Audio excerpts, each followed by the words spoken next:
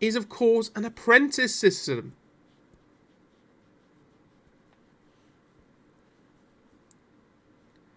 Because as soon as you find what your traits are, well, you should be put with somebody who is a master of those traits, a master of those skills, so that you can learn from them. That's the best way for you to learn. It's how I've personally learned. When I learned sales, I learned it from someone called James, and he was 40 years into his career by that point. And I learned everything that I know from him. He gave me a ginormous leap in my understanding of sales, psychology, and business. Because he'd been through a lot of difficult challenges. Right? So I'm going to go and approach a master if I want to learn something. And you should too. Rather than trying to get yourself educated in a school system. So, the apprenticeship model threatened elite control because it created competent, independent thinkers with direct connections to production. State education solved this problem by standardising mediocrity whilst embedding obedience. So if I ask you, okay, what is learning? What is learning? Well, if you are indoctrinated into the system, you would say that you read a book, right, or the teacher reads from a book, and they write on like a blackboard, right? And then what you do, you take a test. And then you get graded by this test. And that is what most people would say learning is. Learning is this. Well, learning isn't this, is it really? That's not what learning is. This is a system for control and obedience. Because what is a grade? What is a grade? That's what you get from a test, isn't it? A grade equals to your level of obedience. That's what a grade is. How obedient are you? How much have you sat there and studied? How much have you been a good boy or a good girl and obeyed?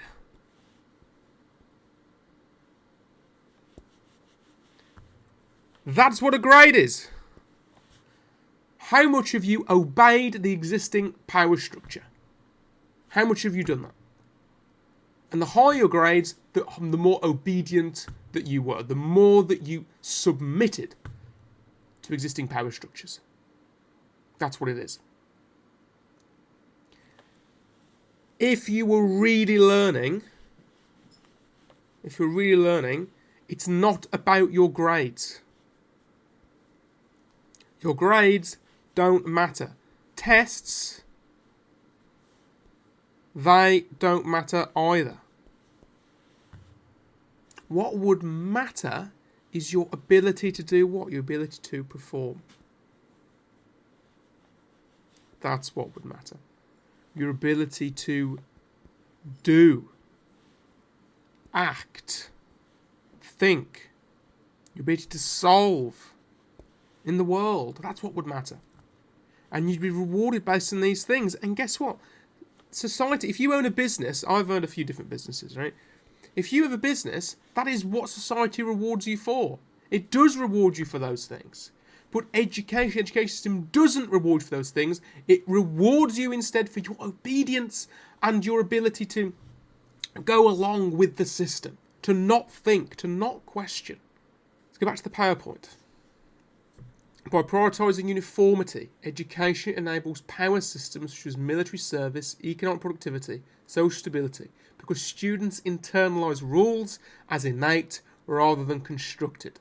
This reduces the need for external enforcement, creating self-perpetuating compliance cycles where educated individuals become system agents themselves.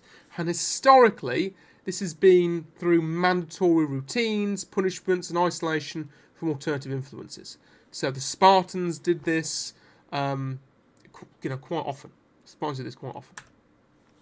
So this is the Sumerian Ebduba, right? Creating bureaucratic obedience. To provide context, education systems in ancient Mesopotamia, Sumer was highly advanced civilization located in southern Mesopotamia, or modern-day Iraq, flourishing from 4500 to 1900 BCE. Had a sophisticated writing system known as cuneiform, was characterised by wedge-shaped marks impressed on clay tablets. The primary education institutions in Sumer were called eduba, a Sumerian term literally meaning tablet house, where scribes were trained. And they had to go through rote memorization, physical punishment, moral conditioning, etc. So again, this is what's happening. I'm not going to read this out to you. I'm sure many people have said to me by now, because I'm doing all these in like over a couple of days, and I'm releasing them in like over the course of months. I don't need to read. I'll just put up the text, and you guys can just read it. Okay. So this is education for specialised roles. So the Indian system, right? The Indian system, this is what they have in India, right? They have Shudras, Vaishyas, Kashitars and Brahmins, right? They're trained as priests and scholars focused on Vedic knowledge and ritual practices. That's what these guys do. Again, this is a system. This is a system for control. 100%. Look up the Indian caste system. This still exists right now. This still exists. This system still exists. Right, medieval guilds.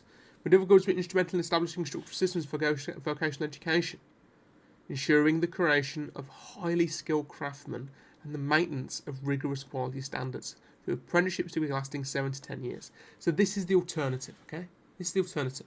You'd go on an apprenticeship. So let's talk a little bit about Sparta.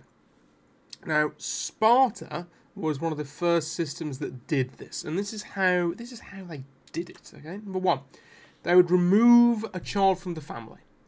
So if you imagine that you were a little child, right? So you're only say 7, right? And you've got a mom, and you've got a dad, and these people. I think that's the mom. I put some trousers on the dad. There we go. Gotta love those gender stereotypes. There we go. So there we go. There's the mom. There's the dad. What is the worst thing that can happen to you as a mother? Right? It's obviously that your child is taken away from you. That's the worst thing that can happen to a parent. Is your child taken away from you? Well, what happens? Well, for 6 hours of the day, so for half the day. That is what happens in modern education. You're taken away from your mum. You're then placed into a classroom with other children where you don't know where your mother and father are. So what happens, right? It creates anxiety. Stress. And if you're anxious and if you're stressed, you're willing then to take orders. Because the people that you rely on for everything, well, they're not there anymore. So you must therefore place your faith in who? You place your faith in the teacher. Now, the teacher, whether they know it or not, if you're a teacher, nothing negative on you. But if you're a teacher, your whole job is to take what the existing power structure tells you to do and to deliver it. That is the job of the teacher. That is all the job of the teacher. Now, I don't blame the teacher for doing this. I don't blame the teacher for not going and thinking about these different things that I'm talking about. I don't blame the teacher at all. Because the teacher, they just want to get on. They've got bills to pay, right? They want to make money. They've got a family themselves. Like they don't want to rock the boat. If they rock the boat, then what's going to happen? Well, they're not going to have to pay the bills. They're going to have to make money. And their family's going to be a bit screwed, aren't they? So it's in the teacher's best interests to what? To support the system. So I don't blame the teacher at all, right? Most teachers never left school. Most teachers never even left school. This is their entire lives. Their entire life is school. Their entire life is within this system. So how could they possibly see outside of that system when something seriously goes wrong for them? So, this is what happened in Sparta, right? Boys taken from their mothers, placed in barracks to break family bonds and create state loyalty. They said they faced deliberate hardship, scant rations, exposed to elements, ritual punishments, built resilience while teaching absolute submission. Had peer enforcement, so they had age-based groups, or regalia, right, where collective shaming enforced norms, students policed each other. So the students became the moral teachers of the system itself. There were secret hunts of helots. Helots were slaves. Taught conformity to Spartan values through violence against the enslaved. So in Sparta, it was a slave-based system, right? So lots of slaves, and there was more slaves than what there were Spartans. Right? There's probably like 4 times as many slaves than what there were Spartans. So what does this mean? It means that you need a system where the Spartans saw the slaves as, less than nothing, right? So you needed to create a system which did that. So do you see how this is why I can state with conviction that the education system is there to brainwash you, because I can see from what is required from this system, and I can work backwards to understand what is going to be created to support this system. So I can go, okay, well, our system is supported by special and critical thinking to create a nation state, to enforce agricultural loyalty, to enable hierarchies, to create obedient slaves. That is what our system needs to function so that existing power structures are maintained. Because that's what education systems have done in the past for exactly the same things.